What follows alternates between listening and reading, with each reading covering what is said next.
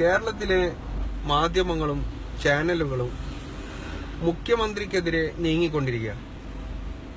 മുഖ്യമന്ത്രി മാധ്യമങ്ങളോട് പറഞ്ഞു കടക്ക് പുറത്ത് ആ ഒരു ചെറിയൊരു വിഷയം ചാനലുകൾ മാധ്യമങ്ങൾ അതൊരു വലിയൊരു സംഭവമാക്കി എടുത്തിരിക്കുകയാണ്.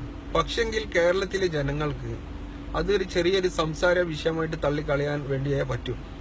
കാരണം ആ റൂമിലേക്ക് അർഹതപ്പെട്ട വരേണ്ടവർ വരുന്നതിന് മുന്നേ ഒരുപാട് ചാനലുകളിലെ ആളുകൾ മാധ്യമപ്രവർത്തകർ ഒരുപാട് ക്യാമറകളും പിടിച്ചിരിക്കുക നിലയുറപ്പിച്ചിരിക്കുകയാണ്.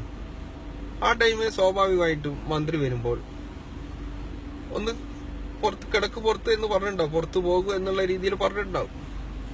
ആ ഒരു കിടക്ക് പുറത്ത് എന്ന് പറയുന്നത് നിങ്ങൾ അതൊരു വലിയൊരു വിഷയമാക്കി മാറ്റി, അത് വലിയൊരു സംഭവമാക്കി മാറ്റി തീർക്കുകയാണ്.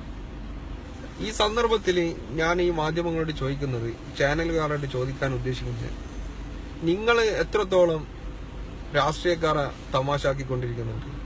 മുഖ്യമന്ത്രി, മന്ത്രിമാർ, MLA അവരൊക്കെ എന്തെങ്കിലും പ്രസംഗിച്ചിട്ടുണ്ടെങ്കിൽ നിങ്ങൾ അതൊരു തമാശ രൂപത്തിലാക്കി മാറ്റുന്നില്ലേ?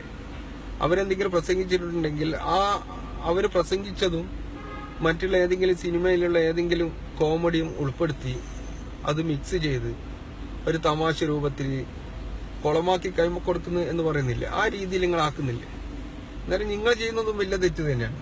അതിൻ്റെ ഇടയിൽ ഈ കടക്ക് പുറത്ത് എന്ന് പറയുന്നത് ചെറിയൊരു വിഷയമാണ്, അതൊന്നും വലിയൊരു വിഷയമൊന്നുമല്ല. നിങ്ങൾ ഈ ഒരു ഉത്സാഹം എന്തുകൊണ്ടാണ് കേരളത്തിലെ ജനങ്ങൾ അറിയാൻ വേണ്ടി ഒരുപാട് കൊതിക്കുന്ന കാര്യങ്ങൾ മൂടി വച്ചിരിക്കുന്നത്? ബേബി ചെമ്മണ്ണൂരിന്റെ ഈ ഒരു വിഷയം, ബേബി ചെമ്മണ്ണൂരിന്റെ ഒരു പീഡന കേസ്, കേരളത്തിലെ ഇന്ത്യയിലെ ഒട്ടുമിക്ക ആളുകളും ബേബി ചെമ്മണ്ണൂരിന്റെ തനിനിറം അറിഞ്ഞതായിരുന്നു, വാട്സപ്പ് വഴിയും FB വഴിയും. പക്ഷെങ്കിൽ നിങ്ങളുടെ ഏതെങ്കിലും ഒരു മാധ്യമങ്ങൾ, ഏതെങ്കിലും ചാനലുകൾ അത് ചർച്ച ചെയ്തോ? ചർച്ച ചെയ്യൂല. എന്തുകൊണ്ടാന്ന് വെച്ച് കഴിഞ്ഞാൽ സാമ്പത്തികമായിട്ട് ഒരുപാട് ഹെൽപ്പ് ചെയ്യുന്നുണ്ട് ചാനലുകളെ. അതുകൊണ്ട് നിങ്ങൾ ആ കാര്യമൊക്കെ മൂടി വെച്ചു. അതുപോലെ തന്നെ വേണു, മാതൃഭൂമി ചാനലിലുള്ള വേണുവിന്റെ സഹപ്രവർത്തകൻ, അവിടെ തന്നെ വർക്ക് ചെയ്യുന്ന ഒരു സഹപ്രവർത്തകയെ പീഡിപ്പിച്ചു. വേണു ഒരുപാട് പീഡനത്തിനെതിരെ സംസാരിച്ച ആളാണ്. വേണു എന്തുകൊണ്ട് ആ ഒരു കാര്യം പറഞ്ഞില്ല? അപ്പോൾ നമ്മൾക്ക് മനസ്സിലാക്കാൻ വേണ്ടി പറ്റുന്നത്, നിങ്ങളെ സാമ്പത്തികമായിട്ട് ഹെൽപ്പ് ചെയ്യുന്നവരെ നിങ്ങൾ അവരുടെ കുറ്റകൃത്യങ്ങൾ മൂടി വെക്കുകയും പാവപ്പെട്ടവരുടെ ഒരുപാട് കാര്യങ്ങൾ ഇല്ലാത്തതൊക്കെ ഉണ്ടാക്കി പറയുകയാണ് ഇപ്പോഴത്തെ മാധ്യമ ധർമ്മമായിട്ട് നിങ്ങൾ മുന്നോട്ട് പോയിക്കൊണ്ടിരിക്കുന്നത്.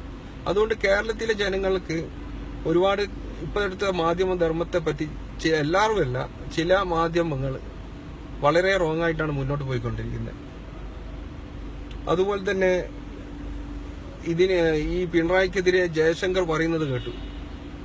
ജയശങ്കർ ഒരു റോങ് സംസാരിച്ചു. പിണറായി അങ്ങനെ സംസാരിക്കാൻ കാരണം, മാധ്യമങ്ങളോട് കടക്ക് പുറത്ത് എന്ന് പറയാനുള്ള കാരണം, പിണറായി വരുമ്പോൾ വീട്ടിലെ ഭാര്യയുമായി എന്തെങ്കിലും ദേഷ്യപ്പെട്ടിട്ടുണ്ടാവും.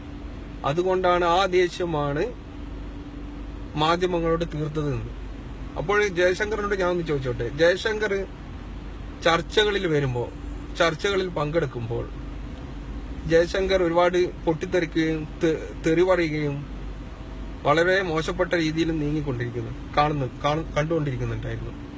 അപ്പോൾ ഇങ്ങനെ മോശപ്പെട്ട രീതിയിൽ ഇങ്ങനെ ജയശങ്കർ പെരുമാറണമെങ്കിൽ ജയശങ്കർ വരുന്ന വഴി, അതായത് വീട്ടിൽ നിന്ന് വരുമ്പോൾ ഭാര്യയുമായി ദേഷ്യപ്പെട്ട ആ ഒരു ദേഷ്യമാണ് ഈ ചാനലിൽ വന്ന് തീർക്കുന്നത്. അപ്പോൾ ഇതുപോലത്തെ കാര്യങ്ങൾ സംസാരിക്കുമ്പോൾ, ജയശങ്കർ പോലത്തെ ആൾക്കാർ സംസാരിക്കുമ്പോൾ മാന്യമായ രീതിയിൽ സംസാരിക്കാം. അതാണ് ശരിയായൊരു രാഷ്ട്രീയ പാർട്ടിക്കാരൻ ചെയ്യേണ്ടത്.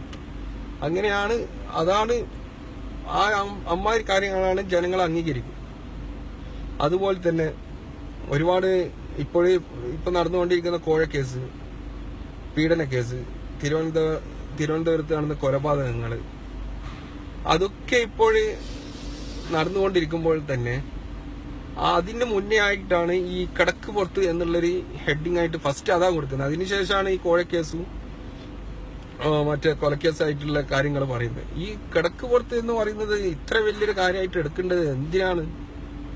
അന്നേരം കേരളത്തിലെ ജനങ്ങൾക്ക് ആവശ്യമായ കാര്യങ്ങൾ നിങ്ങൾ മാധ്യമങ്ങൾക്കൂടെ അറിയിക്കുക, അനാവശ്യമായിട്ട് ഒഴിവാക്കുക.